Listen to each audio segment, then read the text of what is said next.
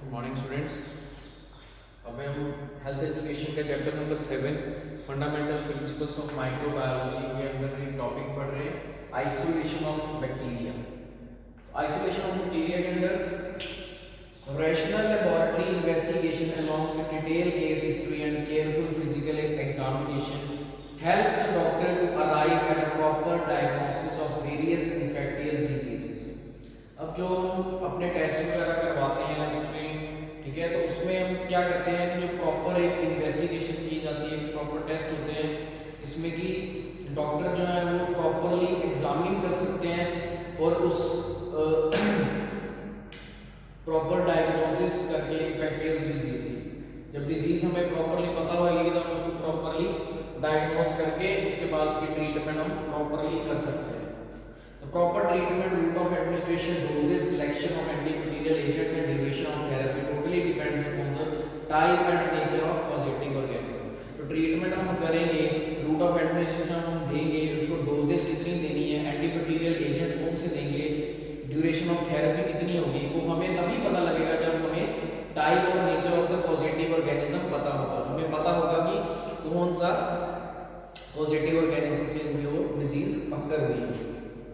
To find out the type and nature of the positive organism, the specimens of the possible infected material are collected and sent to the laboratory.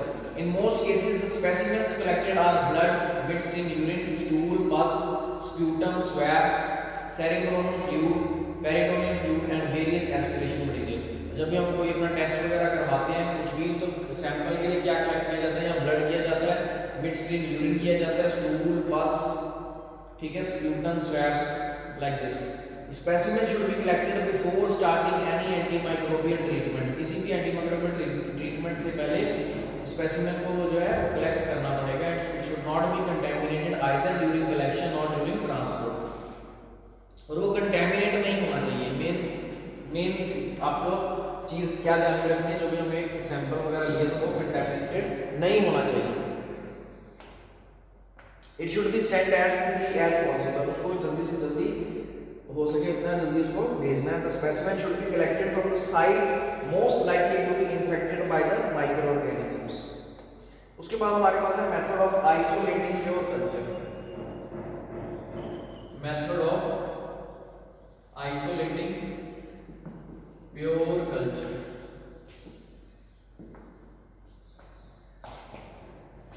For identification of a pathogenic microorganism, pathogenic में बताया था जो diseases cause करते हैं, the pathogenic microorganism it must be obtained in pure culture। The following are some of the methods which can be used to be isolate a bacterium from a mixture।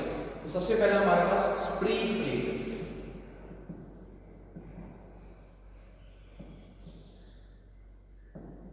Spring plate. The specimen to be cultured is taken on a platinum loop and is transferred onto the surface of a well-dried plate of a solid medium।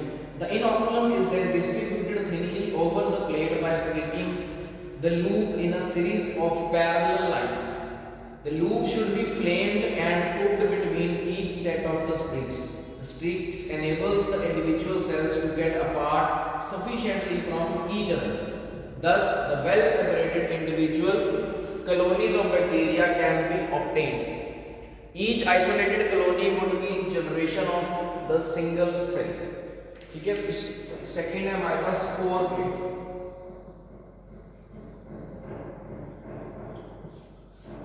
Core plate. The specimen is diluted several times before mixing to the medium। The liquid medium is maintained at a constant temperature and the diluted specimen of the bacteria added to it and incubated। Remove the medium from the incubator and watch the bacterial colonies which are usually from pure culture। Third is micromanipulation। Micromanipulation।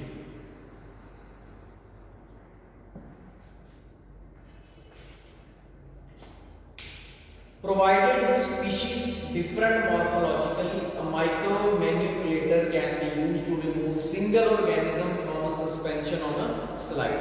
यहाँ से हमें क्या पता लग सकता है कि वो जो सिंगल ऑर्गेनिज्म है उसको वो वहां से माइक्रो मैनिपुलेटर से इसको रिमूव किया जा सकता है from a suspension on a slide side के ऊपर जो भी सस्पेंशन रहेगी वहां से उसको रिमूव किया जा सकता है।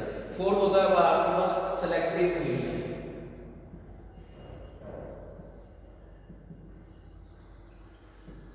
सेलेक्टिव मीडिया, इसके अंदर a medium is chosen that favours growth of the species of interest but hinders the growth of other organisms. Suppression of growth of unwanted species is usually achieved by adding some chemicals, example penicillin, to suppress gram-positive species. Fifth है हमारे पास heat differentiation.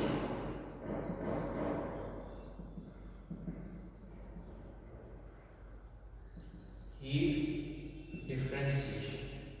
Heat differentiation के अंदर separation of bacteria with optimum growth temperature can be done by incubating the specimen at different temperatures. By heating at 80 degrees Celsius, the vegetative bacteria can be suppressed from a mixture of vegetative and spore-forming bacteria. Sixth आपके पास aerobe and anaerobe differentiation. Aerobe and anaerobe differentiation.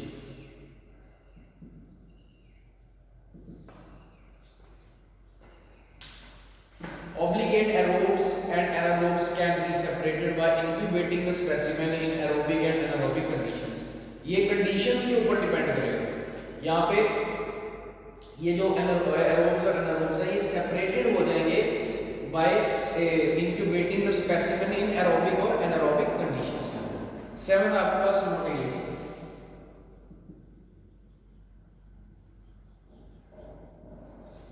Motility. If a mixed culture is inoculated at the bottom of a moist slope, which is then inoculated upright, motile organisms can be recovered from the top of the slope. Eighth आपके पास membrane filtration.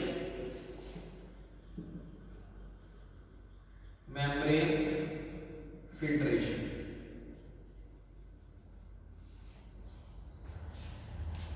By using selected filters, bacteria of different sizes can be separated.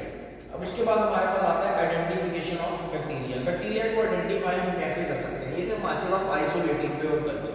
उसके बाद identification of bacteria, because bacteria are very small, it is often difficult to differentiate between the closely related species. Generally, a large number of tests are necessary to establish identity. उनकी identity को establish करने के लिए large number of tests जो है वो जरूरी रहते हैं। तो फर्स्ट होता है उसमें sensory characters, the shape and colors of the colonies, their consistency and the order of metabolic products may help toward at least a partial conclusion. Second होता है microscopic examination. एक पहली थी हमारे पास sensory characters और दूसरी है हमारे पास microscopic examination. अब माइक्रोस्कोपिक में the morphological study of the isolated causative microorganism is carried out by using a compound microscope. Microorganisms may be examined in stained or unstained conditions since bacterial protoplasm has almost the same refractive index as the medium in which it grows.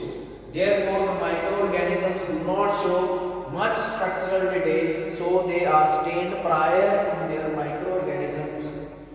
Staining helps the bacteria to be seen completely than in direct preparation. Various types of staining जो solution है उसमें commonly use किया जाता है microbiology के अंदर include crystal violet, methylene blue, carbol fuchsin and aqueous nigrosin. जो भी हम स्टेनिंग मेथड्स में टेक्निक्स यूज करते हैं उसके अंदर जैसे Gram positive bacteria, Gram negative bacteria, तो उनके अंदर जो भी आपके स्टेनिंग सॉल्यूशंस लगेंगे, स्टेन करने के लिए स्टेनिंग जो सॉल्यूशंस लगेंगे वो कौन-कौन से होंगे? Crystal violet, methylene blue, carbol fuchsin and aqueous nigrosin.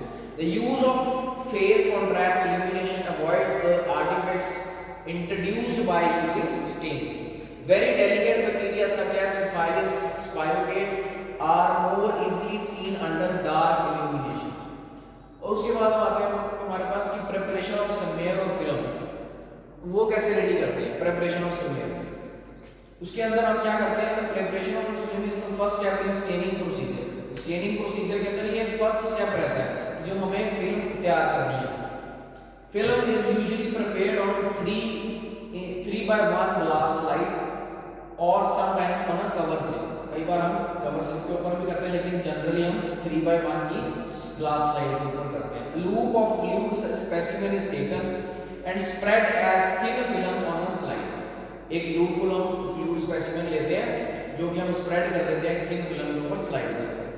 The film is dried in air and then heat fixed by passing gently through the Bunsen flame, और उसको Bunsen flame से उसको पास कर देते हैं gently ताकि उसको हीट मिल सके और वो फिक्स्ड हो जाए। उसके बाद हमारे नेक्स्ट लेक्चर में हम कंटिन्यू करेंगे स्टेनिंग मेथड्स।